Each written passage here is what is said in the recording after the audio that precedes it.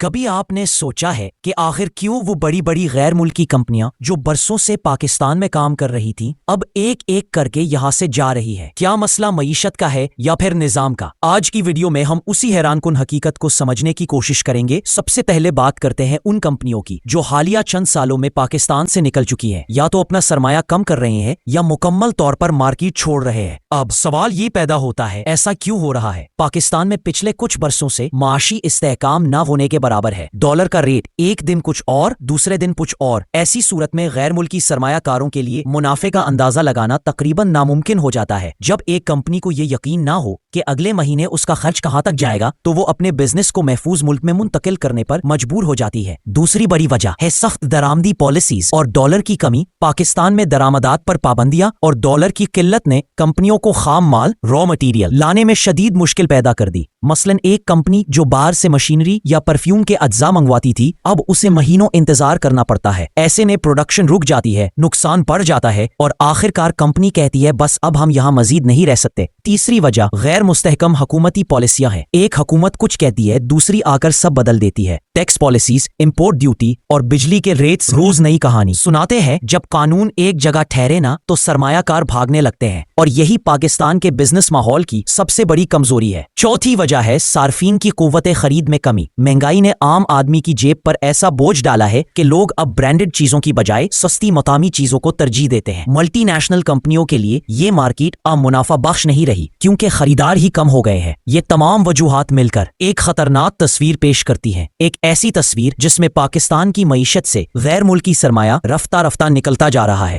لیکن امید ابھی ختم نہیں ہوئی۔ اگر ہم پالیسیوں میں تسلسل، شفافیت اور بزنس کے لیے آسان ماحول پیدا کر سکیں تو یہ کمپنیاں واپس آ سکتی ہیں اور نئے سرمایہ کار بھی یہاں کا رخ کر سکتے ہیں۔ یاد رکھے، پاکستان کی مٹی میں برکت ہے۔ یہ وہ سرزمین ہے جہاں مشکل وقت آتے ہیں مگر قوم کبھی ہار نہیں مانتی۔ یہی وہ ملک ہے جو اگر ایک بار پھر اپنے قدموں پر کھڑا ہو گیا تو دنیا دیکھے گی کہ پاکستان صرف زندہ قوم نہیں بلکہ امید کا دوسرا نام ہے۔ اگر آپ پاکستان کے بہتر مستقبل پر یقین رکھتے ہیں تو کمنٹ میں لکھیں پاکستان زندہ باد، اور یاد رکھیں ہے ملک تبھی بدلے گا جب ہم سب اپنی ذمہ داری سمجھ کر چھوٹے چھوٹے اچھے کام کرنے لگیں گے، کیونکہ تبدیلی کبھی اوپر سے نہیں آتی، تبدیلی ہمیشہ دل کے اندر سے شروع ہوتی ہے۔